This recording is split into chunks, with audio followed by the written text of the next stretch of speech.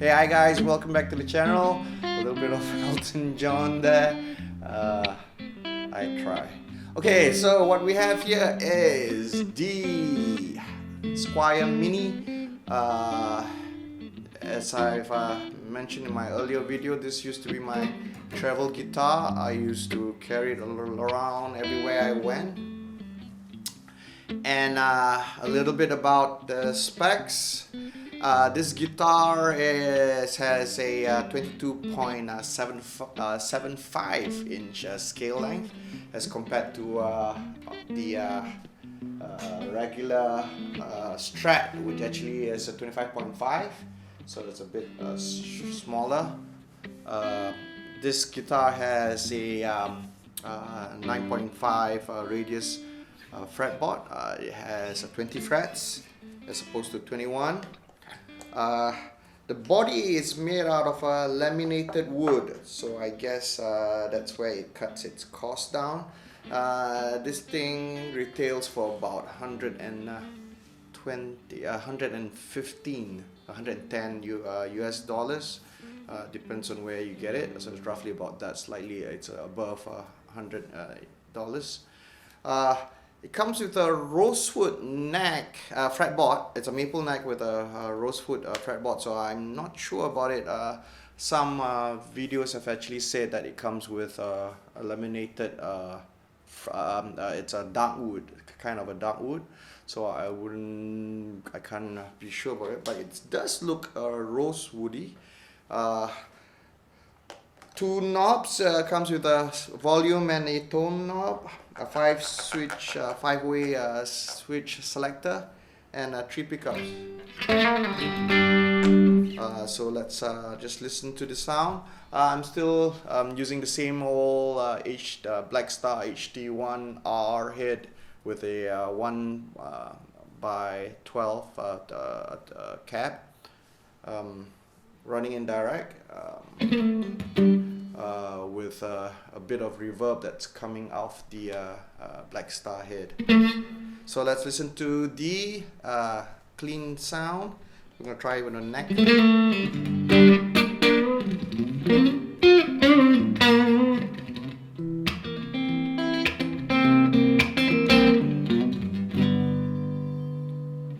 We're going to try the in-between.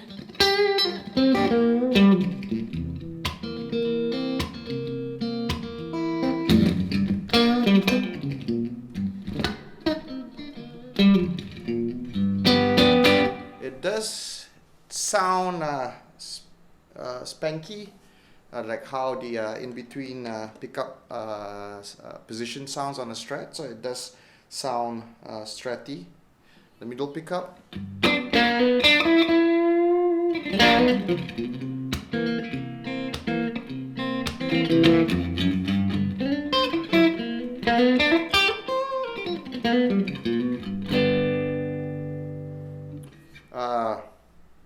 In between the middle and the bridge.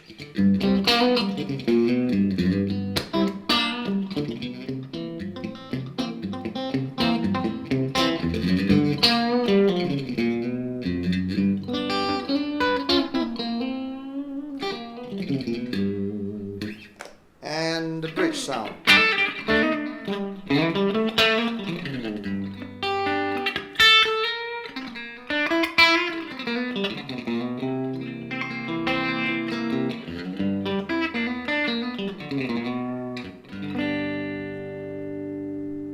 Okay, we're gonna run on the I've got, For the overdriven sound, I've got the turbo distortion, the Boss turbo distortion, D2. So we're gonna try it with the neck pickup with the distortion on.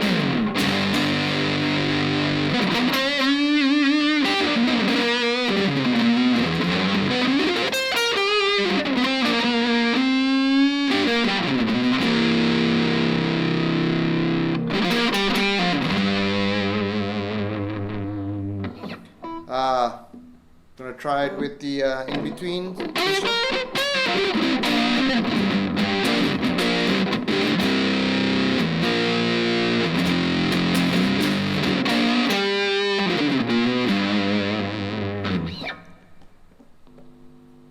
Middle pickup.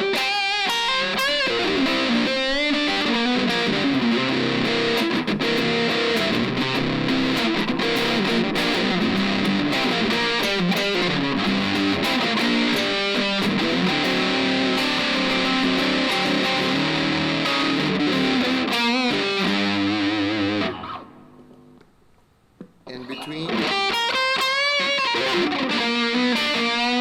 which is the in between the middle and the bridge.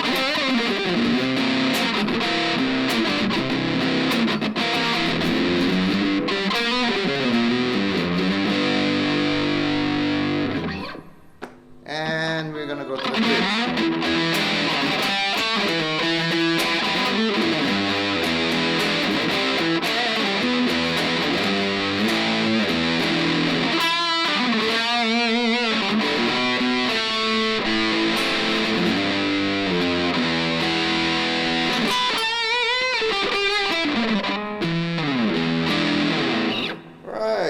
So, well, one thing I forgot to add, this guitar comes with a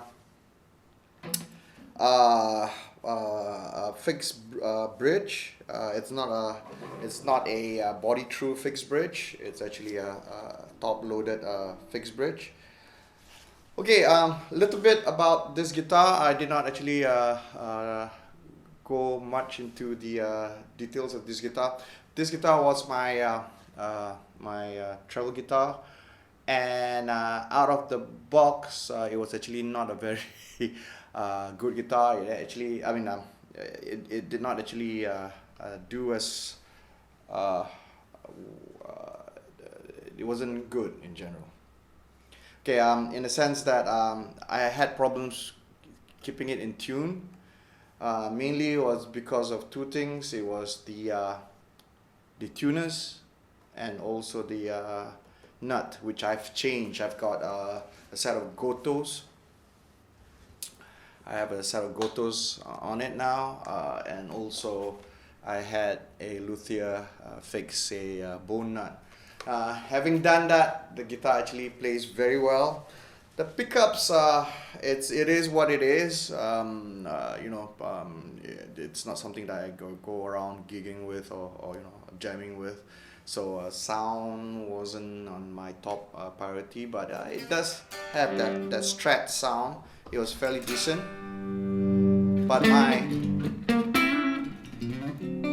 my only gripe about this guitar was the fact that it actually has a narrower neck as compared to a standard guitar.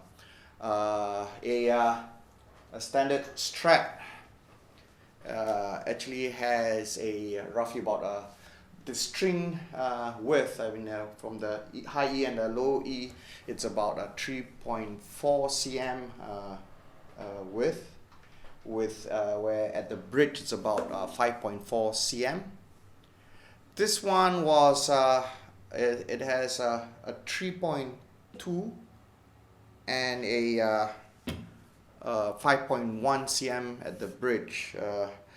Okay, something I like to talk about is the string spacing, the string in between.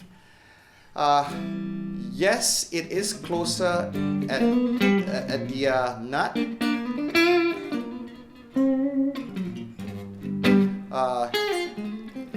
You can get used to it, there's no problem. However, the only big problem is at the 12th fret, the difference between the string spacing is fairly noticeable. So in the sense that if you're so used to playing higher up, lower down the neck, when it's time for you to move up to the 12th fret and above,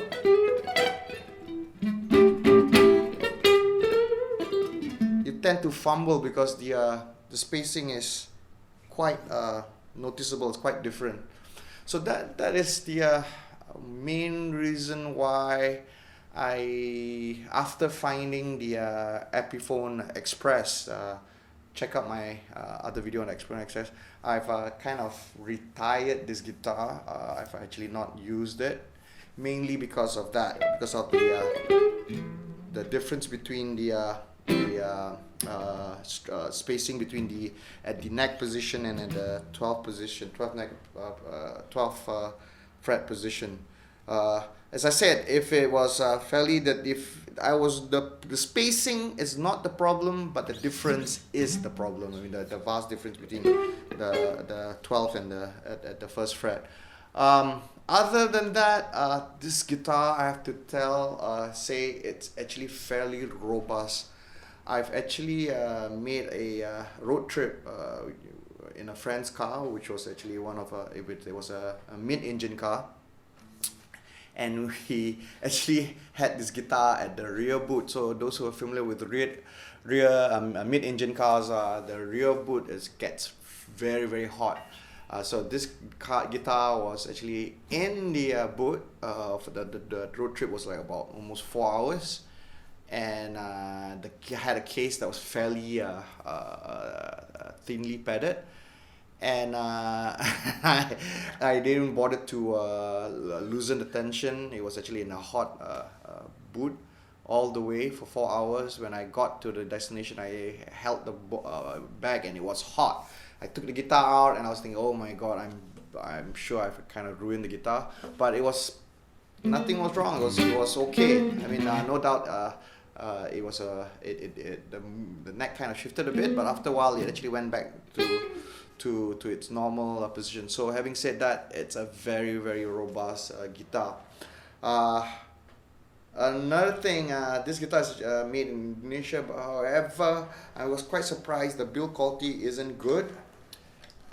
If you could look to see later, the bridge was positioned a bit skewed, a bit too high up.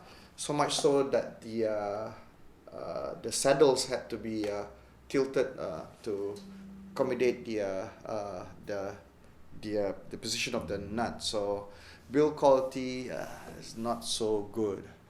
So would I recommend this guitar to you guys? Yes, if you have kids who's interested in learning, because it does make fretting the notes easier on the low end at the lower part of the neck. So as a beginner guitar, where you don't really go up or spend much time on the higher notes, higher frets, I guess that will help. It's very light. That's one thing I kind of miss. The Express that I have, it's not as light as this. This is really, really light, mainly because of its laminated wooden body. And other than that, the pickups, even though it's single coil, I got no much problems with noise.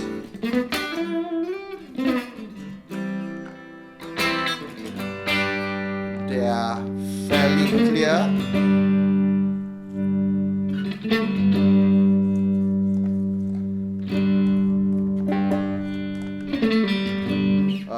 And yeah, I guess that's it. This is my little review of the Squier, a slightly modded Squier Mini. So thank you very much for watching, guys.